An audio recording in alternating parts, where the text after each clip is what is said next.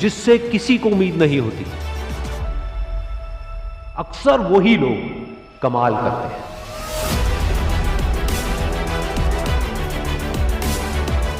जीत और हार आपकी सोच पर निर्भर करती है। मान लो तो हार होगी और अगर ठान लो तो जीत होगी।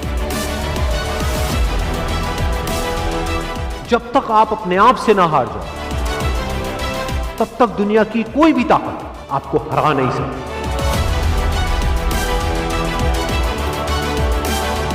अगर तुम सूरज की तरह चमकना चाहते हो तो पहले सूरज की तरह जलना सीखो।